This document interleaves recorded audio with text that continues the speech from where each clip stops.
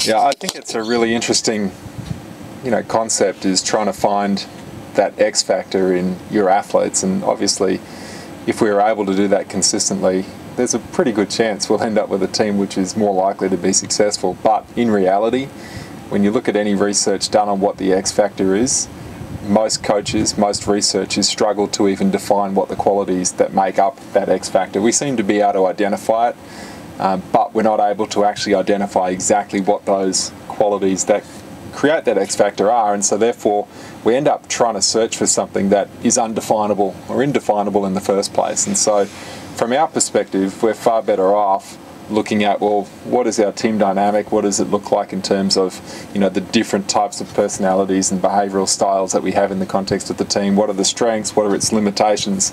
And we're always interested in trying to find players that can fill those gaps.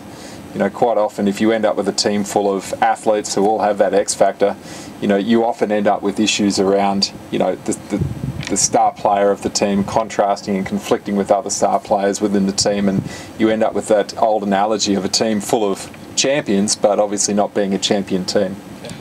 So, Bo, at athlete assessments, we obviously try and give coaches the tools to develop their athletes and develop their self-awareness, whereas there are other ways out there where there's tools for coaches to try and predict the success of their teams. What are your thoughts on that? I would agree that there are tools available that try to predict the likelihood of an athlete being successful in the context of their sport. From my perspective, the role of assessing behaviour and, if you like, even personality is really to try and find a fit within the context of your team. It's trying to develop the awareness of the athlete and the player so that they can become a little bit more capable of developing their own skills and abilities and recognise their strengths.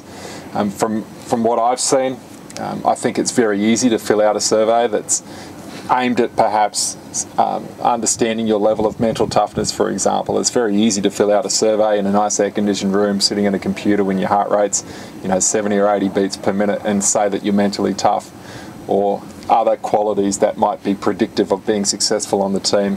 I mean, obviously the real test is not so much how you fill out a survey in those type of environments, but it's what happens on the field when your heart rate is 180 beats per minute and it's been that way for a couple of minutes and you're struggling for air, and your strategies to keep on pushing yourself and working hard for the team, which from my perspective is not so much an inbuilt quality, it's more something that someone has learnt. And so once again, it comes full circle around to trying to give players and coaches the ability to understand themselves well enough so that they can see this as an area that, once again, needs to be developed. I think a lot of the work that we're trying to do and the education that we're trying to do with coaches is really to help coaches understand the context of their role as being the core at developing people. And the reality is that in this day and age, more so than ever, in this younger generation, the environment that we're all growing up in is vastly different to the environment that older athletes had to grow up in. The quality of life is better and the standards of living are much higher, and the amount of struggle is not quite the same for most athletes on the whole.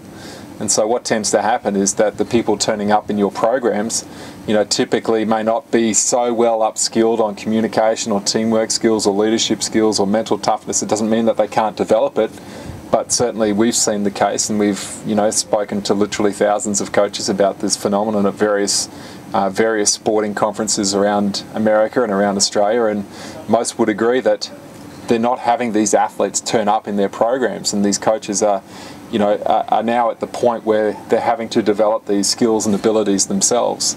All of those things that I mentioned, whether it's mental toughness, teamwork, leadership skills, communication skills, ability to prioritise, narrow, broaden your focus, they're all skills which can be learnt. And what we're trying to help coaches to understand is that that is a critical part of their role, more so today than ever.